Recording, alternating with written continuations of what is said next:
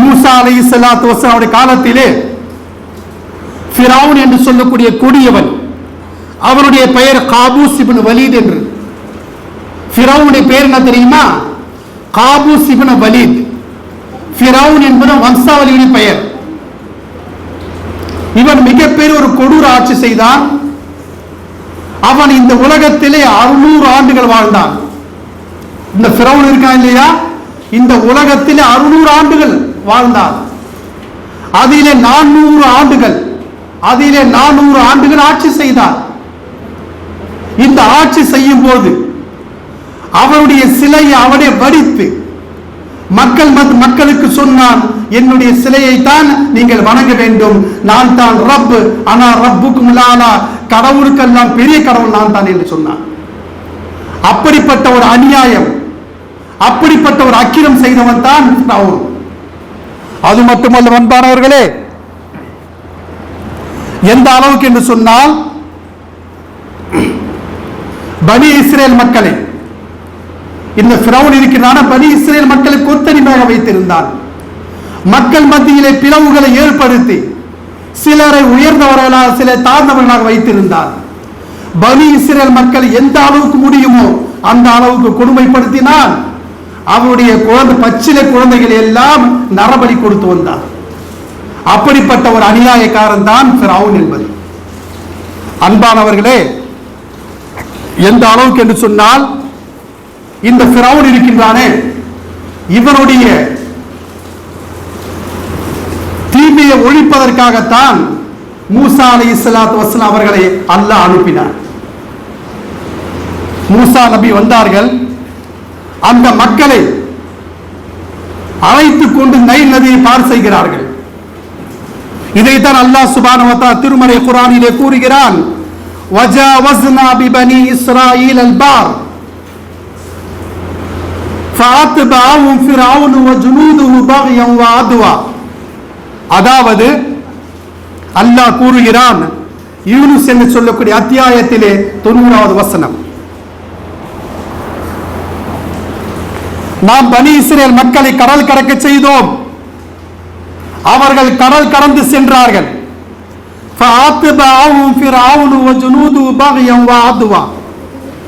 அவரை பின்தொடர்ந்து ஃபிரௌனுடைய படையினரும் பின்தொடர்ந்து அநியாயமாக அக்கிரமாக பின்தொடர்ந்து சென்றார்கள். எந்த அளவுக்கு என்றால், அல்லாஹ் சுப்ஹானஹு வ தஆலா மூசா அலைஹிஸ்ஸலாத்து வஸலாம் அவர்களுக்கும் அவருடைய கூட்டத்தினருக்கும் வழி, அதாவது அந்த கடல் பிளந்து விட்டது, பிளந்து வழி தந்தது. ஆனால் ஃபிரௌன் சென்றான், இடையிலே மத்தியிலே அகப்பட்டுக் கொண்டான். எந்த அளவுக்கு என்றால், ஹத்தா இதா அத்ரகல் கரக், அவன் நைல் நதியிலே இறங்கி அவன் பயணம் செய்யும் போது ஹத்தா இதா அத்ரகல் கரக், அவனை முழுகடிக்கப்படுகிறது. அவன் அந்த நதியிலே அந்த கடலிலே முழுகும் போது, அவனும் அவனுடைய லட்சக்கணக்கான மக்கள் அந்த தண்ணியிலே முழுகும் போது ஃபிரௌன் சொல்றான், قال آمنت أنه لا إله إلا الذي آمنت به بنو إسرائيل وأنا من المسلمين. பாருங்க, எப்படிப்பட்ட ஒரு ஆச்சரியமான விஷயம் பாருங்க. ஃபிரௌன் அந்த நைல் நதியிலே முழுகடிக்க போது அவன் என்ன சொல்றான் தெரியுமா? آمنت أنه لا إله إلا الذي آمنت به بنو إسرائيل. பனி இஸ்ரேல் மக்கள் எந்த அல்லாஹ்வை ஏற்றுக்கொண்டார்களோ, பனி இஸ்ரேல் மக்கள் எந்த ரப்பை வணங்குகிறார்களோ அந்த ரப்பை நானும் ஏற்றுக்கொள்கிறேன், அந்த ரப்பின் மீது நான் ஈமான் கொள்கிறேன் என்று ஃபிரௌன் சொல்கிறான்.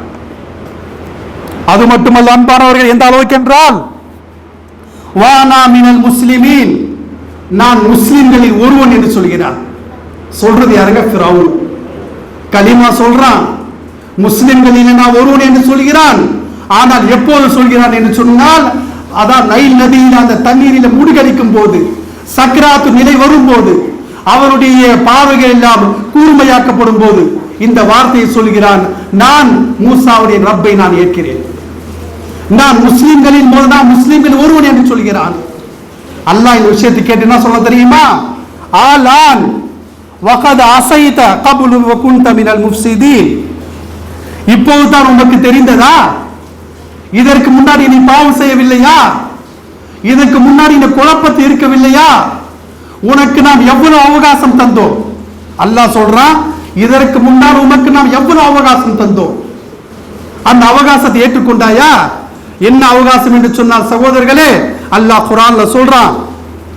எந்த வசனம் என்று சொன்னால் ஆராஃப் என்று சொல்லக்கூடிய அத்தியாயத்திலே 133வது வசனம். அல்லாஹ் கூறுகிறான், ஃபஅர்சல்னா அலைஹிம் தூஃபான் வல் ஜராத் வல் கும்மல் வல்தஃபாதிய வத்தம் ஆயாத்தி முஃபஸ்ஸிலாத். அல்லாஹ் சொல்றான், ஏன்பா அவனை முழுகடிக்கும் போது சக்கராத்து நேரத்தை களிமா சொல்வாயா? இதற்கு முன்னாடி நான் உனக்கு அவகாசம் தரலையா? ஃபஅர்சல்னா அலைஹிம் தூஃபான், உனக்கு எதிராக வெள்ள பிரளயத்தை ஏற்படுத்தி தண்டனை தந்தோம். ஏன்? ஈமான் கொள்ளுவோம் என்பதற்காக. கடுமையான மழையை பொழிய செய்தோம். அது அஞ்சாவது ஈமான் கொள்ளுவா என்று நம்பினோம். ஆனால் ஈமான் கொள்ளவில்லை. அதற்கு பிறகு வல் ஜராத், வெட்டுக்கிளி அனுப்பி உமக்கு எதிராக வெட்டுக்கிளி அனுப்பினோம். அது என்ன செய்தது என்று சொன்னால், அந்த மக்களுடைய விவசாயத்தை, அதனுடைய தோட்டத்தை எல்லாம் அது கத்தரித்து அதாவது சாப்பிட்டு விட்டது. வறுமையின் உச்சில் போனார்கள். இது போன்ற தண்டனை அல்லாஹ் தந்தான். ஆனால் அவர் ஏற்றார் என்று சொன்னால் அந்த நேரத்தில் இஸ்லாத்தை ஏற்றுக்கொள்ளவில்லை. வல் கும்பல், அதற்கு பிறகு தலையிலே பேணி கொண்டு அவர் தண்டனை தந்தான். வத்தஃபாதியா, அதற்கு பிறகு தவணையை தந்து, எங்க பார்த்தாலும் தவணையாக இருக்கும் அந்த தண்டனையை தந்தான். இதன் மூலமாக அவர் இஸ்லாத்தை ஏற்பார்களா என்று அப்போதும் அவர் இஸ்லாத்தை ஏற்கவில்லை. வத்தம், அதற்கு பிறகு ரத்தத்தை கொண்டு அல்லாஹ் தண்டனை தந்தான். எப்படி என்று சொன்னால், ஃபிரௌன் சாப்பிட போனா அவன் உணவில ரத்தம் இருக்கும், அவன் தண்ணீரை குடிக்க போனா அது இரத்தம் இருக்கும், அவன் ஆற்றிலே கை வைத்தால் அதில் இரத்தமாக இருக்கும். எந்த அளவுக்கு என்று சொன்னால், ஆயாத்தி முஃபஸ்ஸிலாத், தெளிவான அத்தாட்சி உனக்கு தந்தும் கூட நீ அந்த நேரத்தில் இஸ்லாத்தை தழுவவில்லை. இப்போது தான் இஸ்லாத்தை ஏற்கொள்வாயா என்று கேட்பது யார் தெரியுமா சகோதரர்களே? அல்லாஹ் கேட்கிறார். எப்படிப்பட்ட ஒரு விஷயம் பாருங்க. அதுக்கு பிறகு சொல்றான், ஃபல்யௌம நுனஜ்ஜீக பிபதனிக லிதகூன லிமன் கல்ஃபக ஆயா, உனக்கு பின் வருவோருக்கு உன்னுடைய உடலை சான்றாக அமைப்போம். இப்படிப்பட்ட ஒரு கொருணன் இருந்தால், இப்படிப்பட்ட கேடு கட்டவன் ஆட்சி செய்தான், சக்கராத் நேரத்தில் கலிமா சொன்னால் அவன் முஸ்லிம் என்று சொன்னால், அப்படி இருந்தும் கூட அது கடைசி நேரம் என்பதால், சக்கராத்துடைய நேரம் என்பதால் அல்லாஹ்வுடைய ஈமானை ஏற்றுக்கொள்ளவில்லை. எனவே அன்பானவர்களே, நம்முடைய சக்கராத்துக்கு முன்னால் நாம் எவ்வளவு பாவம் செய்திருந்தாலும், எவ்வளவு தவறுகள் செய்திருந்தாலும், எவ்வளவு குற்றங்கள் செய்திருந்தாலும் அல்லாஹ்விடத்தில் மன்னிப்பு கேளுங்கள். எப்போது என்று சொன்னால், சக்கராத்துக்கு முன்னாடி மன்னிப்பு கேட்டால் தான் ஏற்கப்படும், இல்லை என்று சொன்னால் புறக்கணிக்கப்படும்.